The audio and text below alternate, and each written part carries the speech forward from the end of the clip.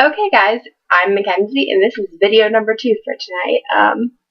So I'm going to be doing Desert Island books, and I assume this is a tag-ish kind of video, but it's basically there's 5 categories and what books you would bring if you were stranded on a desert island. Now, we put a lot of thought into this video, kind of, maybe a little bit, but I saw, who was it? Suburb Apocalypse do it. Matt. I will leave his link below. I saw him do it, and I'm like, I'll do it too. Why not?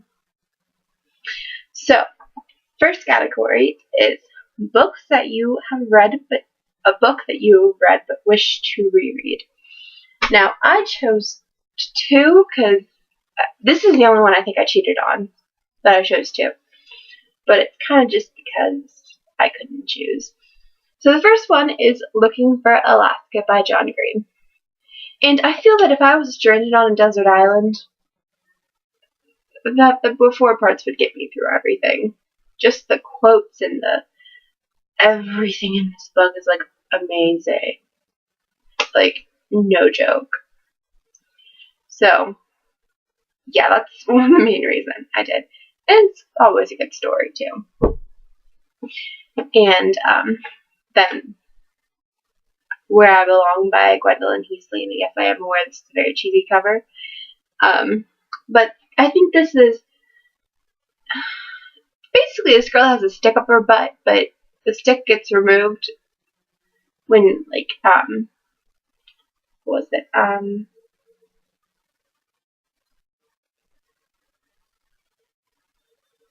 Well, her father basically loses his job, and she's forced to live with her grandparents in Texas. And it's a very interesting novel, and I like how it comes along. And I love the quote in the front about the butterfly effect. So, yes. So the second one is a book that you have not read. And I think the book I would choose is Abraham Lincoln Vampire Hunter by Seth Grahame-Smith. And I chose this because, first of all, I have like a very weird addiction to Abraham Lincoln. Like, no joke. Like, I've always been fascinated with him. And yeah, so that's probably the main reason I chose this, because I haven't read it yet. I mean, I just got it a couple weeks ago, but still. I'm very interested in this, and yeah. And then the second one is, I have these written down on a post-it note. Childhood book. And this isn't really a childhood book, but I did read it when I was younger, so I'm calling it a childhood book. And it is called To Save a Life by Jim and Rachel Britts. And this was like wrote into a book after the movie was out. And this has the boy Jason Jackson.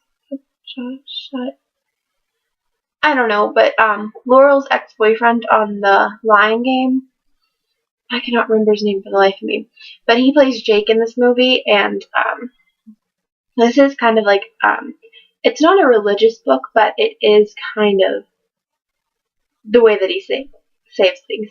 And so I'm like, seriously, like, this book, I think, just within the category, this would help me get through it if I was on a desert island, too. Just because this book is so inspiring, and yeah. So, and then for series, I chose the Vampire Academy series because I can reread the series over and over again. So it's Vampire Academy, Frostbite, and I will insert a picture of Shadow Kiss right here.